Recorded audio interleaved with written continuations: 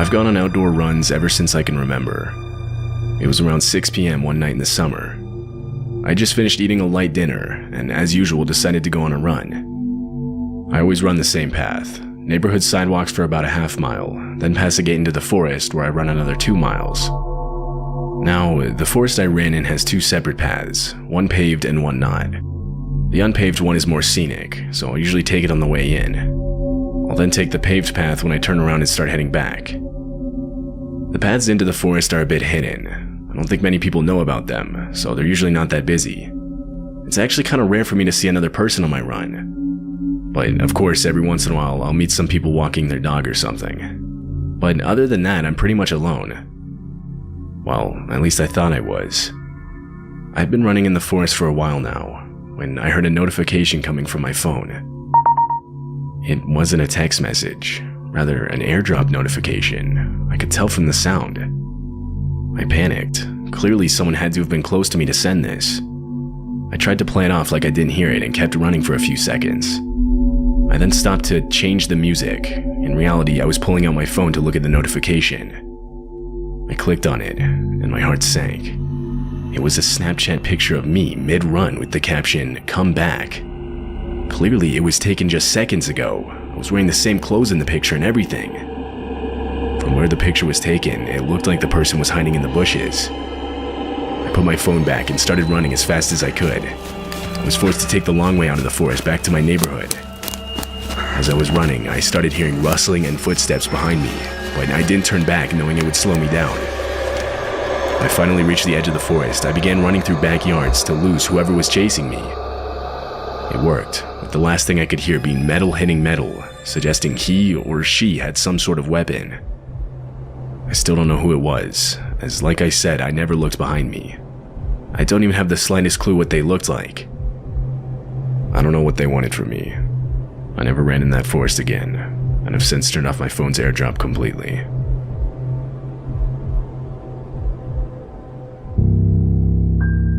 My brother-in-law and I were on a road trip across the country. We were driving on a remote highway in New Mexico. I'm talking one rest stop or gas station about every 100 miles, every one of them being solitary with no other buildings in sight. By this point, it was already dark. We would take turns driving 4-hour shifts until about 1 or 2 a.m. Then we would stop at a rest stop to sleep. It was a bit past midnight, and with rest stops being as rare as they were, we both agreed to stop for the night at the next one we saw. Another hour passed when we finally saw one. We took the exit, and sure enough, there was your typical middle-of-nowhere rest stop. There was one other car parked in front of the doors off to the side. We got out to go to the bathroom and walked up to the double doors, each of us grabbing a door handle. The doors were locked. I turned and looked around to see if there was a sign explaining why. I mean, the lights were on inside, it didn't look closed. I cupped my hands to the door and further surveyed the inside. That's when I saw it. There was a splash of bright red on what I assume was a closet door near the back. I suddenly realized that I was looking at a huge streak of blood. From the color alone, I could tell it wasn't dry. I froze up. My brother-in-law began banging on the door trying to get someone's attention. I stopped him and pointed out the blood on the wall. I could see the color disappear from his face as he noticed it. We both turned to leave. As we were getting back inside our car, I took a better look at the other car in the parking lot. It had no plates, it had multiple dents, and there was an empty gun rack in the back window of it. We pulled out, and as we were driving off, I saw the door to the rest stop start opening. I didn't really see anyone though. We pulled away before anyone actually came out. We weren't able to call the police for at least a couple hours. We had no service. When we finally did, they assured us they'd inspect the place. Days later, I called the sheriff's department in the county where we stopped that night, asking about what happened or what they found. They told me they'd search their records and call me back with what came up. As far as I know, I never received a call back.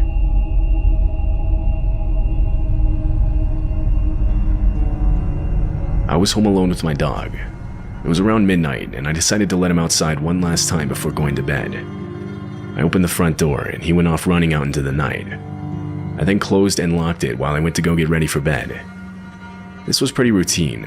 After using the bathroom, he usually liked to walk around for a few minutes before coming back inside. As I was walking back downstairs, I could hear scratching on the door. This was how my dog would let me know he was ready to be let back inside, so I headed over to open the door. I don't know why, but ever since I was young, I've always had the habit of looking through the door's peephole before opening it. Like, it doesn't matter the situation, I can't open the door without knowing 100% who it is.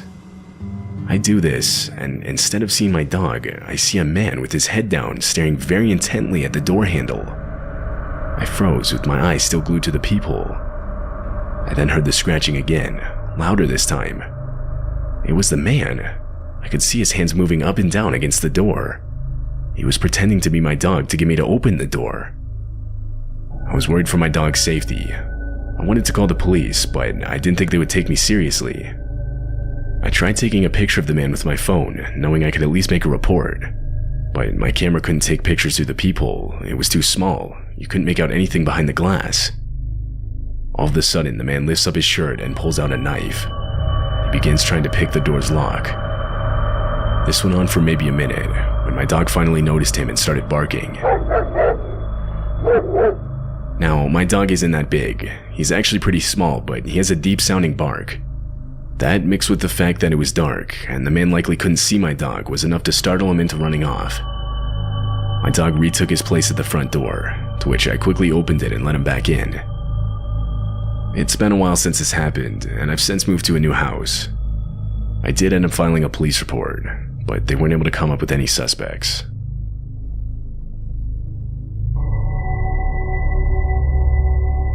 I'm currently living in my car after being put in a poor financial situation because of some circumstances that I won't mention. I had just gotten off of a long shift at work and was extremely exhausted.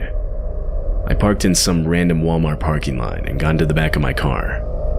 I reached over and put the keys in the ignition so that I could keep the heat on. I laid down and fell asleep right away, unfortunately forgetting to lock my doors. Now, I've always been a heavy sleeper. It takes a lot to get me up. I remember opening my eyes, my other senses slowly coming to me. It was still dark outside, and there was this slight humming sound. I instinctively looked out one of the windows. I could see trees quickly passing by. Someone was in the driver's seat and the car was moving. They were wearing a hood, so I couldn't see their face. I slowly reached over to the passenger side back door compartment where I kept a knife. I grabbed it and abruptly pointed it at the guy as I screamed at him. He must have seen the knife through the rearview mirror, as he didn't even look back at me before slamming on the brakes, opening the door and getting out. He ran in a straight line directly into the forest that was covering the road on both sides. I sat there trying to catch my breath. I had no idea where I was. The best description I can give is some sketchy road in a tightly compacted forest. I locked all the doors. I checked my phone. It was 3 a.m. I had no phone service, so I turned around and started driving back until I got some. I was 2 hours away from the parking lot I had fallen asleep in. I don't know who that guy was. I never saw his face. A part of me thinks he was simply trying to steal the car, not realizing I was sleeping in the back. But how could he not have seen me? I worry it was an attempted abduction.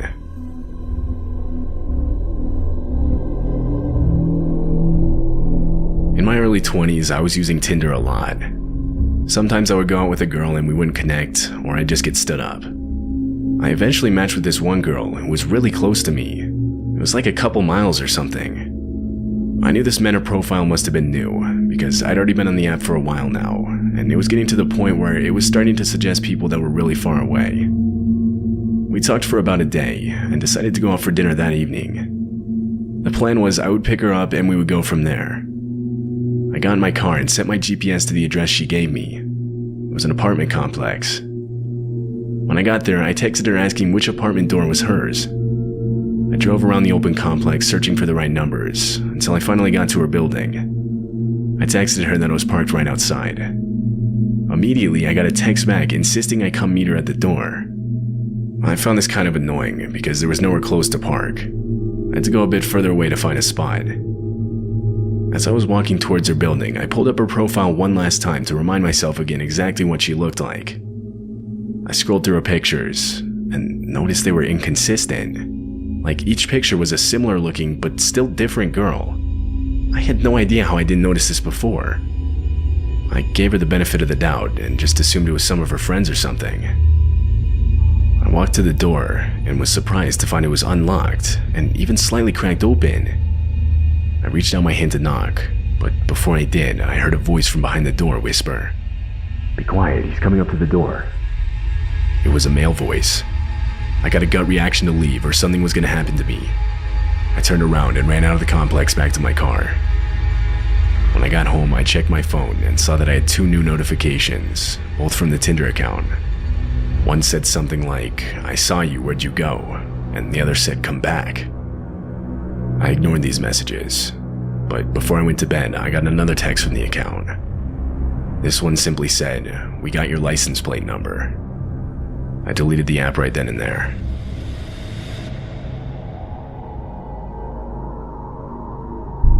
I work a night security job. It was 4 a.m. I'd just gotten off of a 10-hour shift and was exhausted. I was also pretty hungry, so I decided to order some food on my phone. I placed my order and put on a movie as I waited. Eventually, I hear the doorbell ring. I'd set the option to contactless delivery, so I waited to get the photo sent to the delivery app before I got up. A couple more minutes pass, and I see the photo of my food on the doorstep. I was about to get up and go get it, when I heard aggressive banging on the door, followed by a man's voice yelling out that my food was here. I was a bit annoyed that the driver was still here, because again, I had the option set to contactless delivery. I pulled up the app and texted him this, saying it's okay for him to leave. The banging continued. I was waiting for him to finally see the text and leave, but that never happened. I finally decided to just open my door and tell him in person. I walked up to the door and opened it. Immediately, a grimy-looking man lunged at me, but what he didn't realize is that I'd yet to unlock the screen door as well. Seeing all this, I slammed the main door and relocked it. I called the police and reported the man. When they arrived, he was gone. We opened the delivery app to try and find out who he was. When we did, I noticed I had a text back from the driver. It was a confused message explaining how he had left the moment he took the picture of the food, and how he was never banging on my door. He had no idea what I was talking about. I ended up filing a report with the police, and that was it. I don't know who that guy was then. I don't know what he was planning that would make him go so far as to fake being my delivery driver just to get me to unlock the door. I still think about how he lunged at me, and how if I had left the screen door unlocked, he easily could have gotten inside.